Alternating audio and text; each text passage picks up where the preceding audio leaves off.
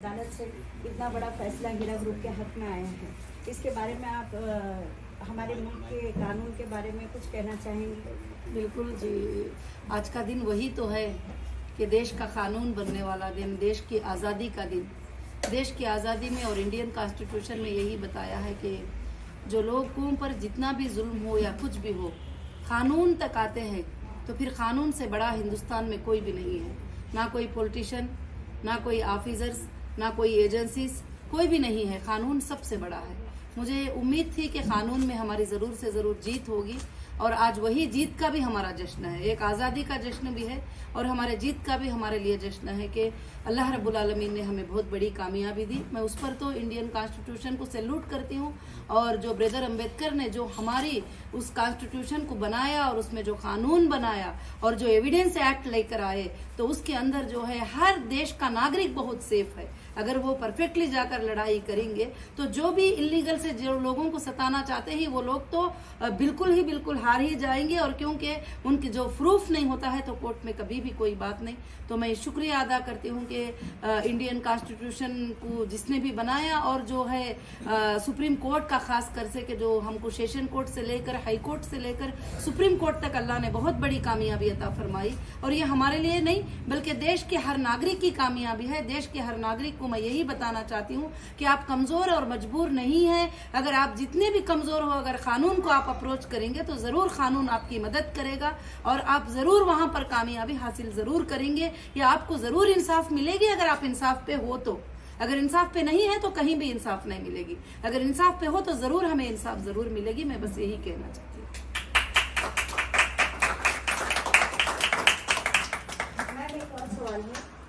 जो हमारी कम्युनिटी के बारे में, जिस कम्युनिटी से आप बिलोंग करती हैं, मैं बिलोंग करती हूँ, हमारे दिल में एक हमेशा से डर रहता है कि 125 करोड़ की आबादी वाले कॉन्स्टिट्यूशन में अगर हम जाएंगे तो हमें यहाँ से क्या फायदे मिलेंगे, हमारे लिए क्या होगा। तो इसमें आप कुछ रोशनी डालना चाहेंगे? जरूर कि इंडियन कॉन्स्टिट्यूशन में मुस्लिम को अलग इंसाफ नहीं है, हिंदू को अलग इंसाफ नहीं है, क्रिश्चियन को अलग इंसाफ नहीं है। इंडियन कॉन्स्टिट्यूशन सबके लिए एक है, काले के लिए, गोरे के लिए, गरीब के लिए, अमीर के लिए, किसके लिए भी एक ही सजा है गुनाह में और किसी के लिए कम और ज्यादती नहीं है। कानून सबके लिए एक ही होता है और मैं इसलिए सबको ये कहती हूँ कि कोई भी वो फील करने की जरूरत नहीं है कि हम इस कास्ट से ही, हम इस मजहब से ही, हम इससे ही। मजहब अपने अपने घरों में अपनी जगह पे है। जहाँ देश का कानून आता है तो हम सब एक हैं, हम सिर्फ हिंदुस्तानी हैं, हम देश के नागरिक हैं बस।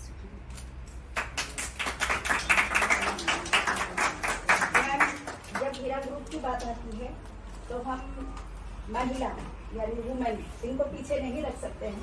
और आप क्योंकि इस वक्त पूरे इंडिया में नहीं, पूरे इंटरनेशनल में एक एम्पावर्ड वुमेन यानी औरतों के लिए एक मिसाल बन के उठी है, तो आप औरतों को क्या कुछ ऐसा कहिए कि वो अपने अंदर की झिझक को निकाल के अपने टैलेंट को बाहर लाएं?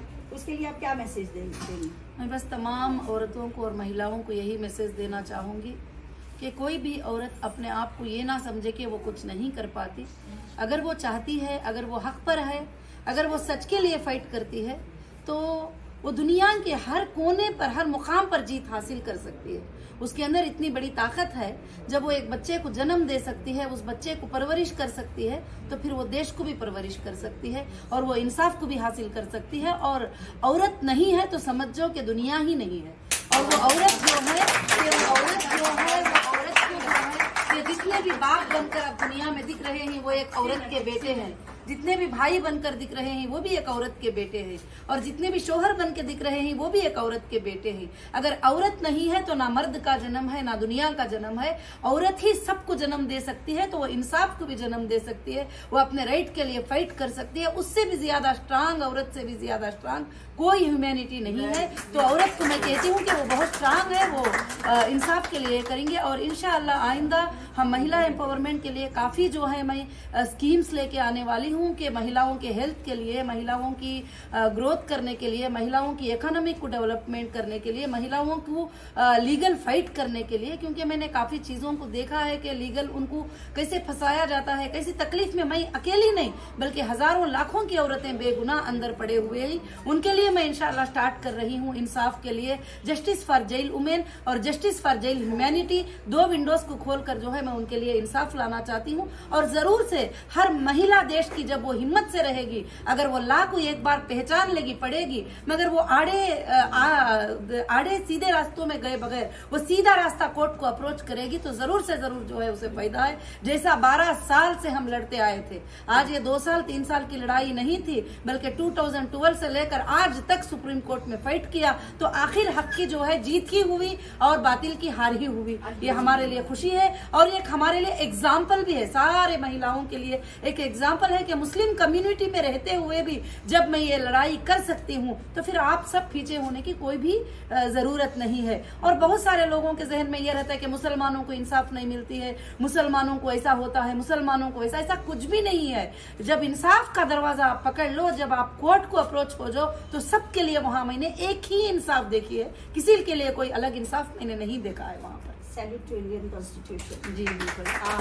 बैक होम मैम, जब इंटरप्रेनर यानी जब आप डॉक्टर नोहेरा शेख की बात आएगी तो इंटरप्रेनरशिप की बात आएगी जी, यानी कि एक कंपनी, एक ग्रुप ऑफ कंपनीज को नेशनल इंटरनेशनल में चलाना और चला के दिखाना 18 साल, लेकिन कानून से उठ के फिर बाहर आना, तो आप जो है एज एन एंटरप्रेनर दूसरे बिजनेसमैन वुमेन को, खासतौर से एंटरप्रेनर वुमेन को देश की तरक्की में क्या मतलब कहना चाहेंगी कि उनको कैसे करना चाहिए कि इंडिया जैसे मुल्क को हम इंटरनेशनल में चमकाएं, आगे ले जाएं?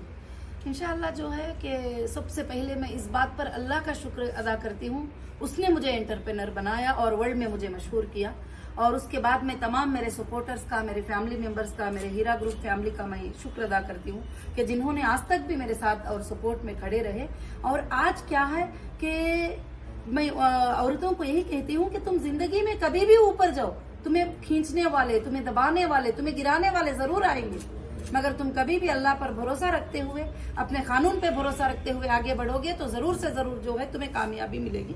और हीरा ग्रुप आज भी फख्र के साथ ये बात कह सकती है कि कभी भी कोई इलीगल वे में जाकर कोई काम नहीं की तो फिर डरने की जरूरत ही नहीं थी। हम दुनिया के हर सबके सामने चैलेंज कर सकते हैं। जब हम कोई इलीगल वे में जाते नहीं है, लीगल में काम करते हैं तो हमें कभी भी डरने की जरूरत नहीं है। मैं तमाम इंडियन वुमेन्स को और तमाम वर्ल्ड के वुमेन्स को मैं यही मैसेज देना चाहूंगी कि वो जो काम करना चाहेंगे वो परफेक्टली करेंगे, कानून को और ऊपर वाले के कानून को दोनों को भी देखते हुए, तो वो कभी भी नहीं हारेंगे, जरूर कामयाब होती ही रहेगी इंशाल्लाह। 2 सवाल हीरा ग्रुप के लिए कि जब हीरा ग्रुप एक वाहिद कंपनी ऐसी हमारी नजर में आ रही है जो इतने बड़े शौक के बाद वापस आई है कि उससे पहले हमको कोई दरवाजा, जो मेंबर्स थे उनको अल्लाह के सिवा कोई दरवाजा नहीं था, तो अब जब वापस आई है तो आप हमारे मेंबर्स को क्या कहेंगे?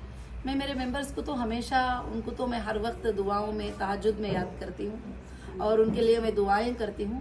और मैं अल्लाह से अब ये दुआ कर रही हूँ कि जो भी मेंबर्स अपने अमानतों को ले भी रहे हैं या कंपनी से वो वापस भी जा रहे हैं, तो मैं उनके लिए खास दुआएं करती हूँ कि अल्लाह उसमें उनको बेहिसाब बरकतें अता फरमा।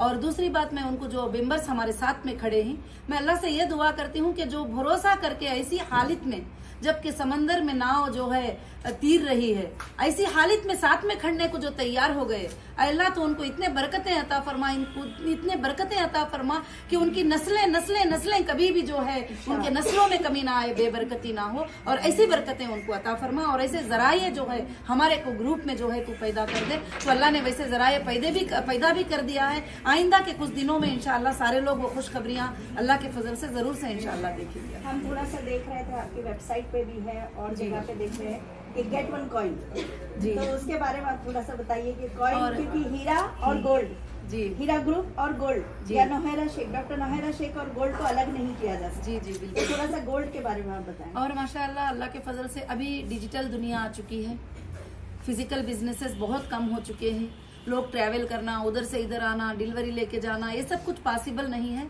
तो अब हीरा ग्रुप डिजिटल प्लेटफॉर्म पे जा रहा है और इंशाअल्लाह बहुत जल्द वो प्लेटफॉर्म हमारा ऑन हो जाएगा। तो HDG जो हीरा डिजिटल गोल्ड जो है पूरे वर्ल्ड में परचेसिंग करने का मौका सबको मिलेगा इंशाल्लाह, पूरे वर्ल्ड में। और अल्हम्दुलिल्लाह एक बड़े ऊंचे पैमाने पे गोल्ड के बिजनेस का ये टारगेट है और हम इस टारगेट को इंशाल्लाह रीच करके अल्लाह के फजल से जरूर रीच करेंगे।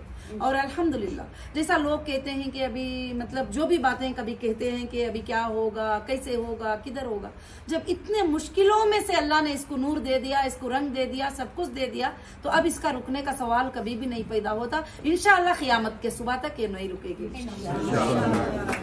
मैं तमाम जो लोग यहाँ प्रेजेंट हैं उनकी तरफ से आपका बहुत बहुत शुक्रगुजार हूँ मैं। जी जज़ाकल्लाह, आप लोग सब आए अल्हम्दुलिल्लाह, और मैं भी बहुत शुक्रगुजार हूँ कि आप सब यहाँ पर आए हैं अल्हम्दुलिल्लाह। जज़ाकल्लाह। Thank you very much.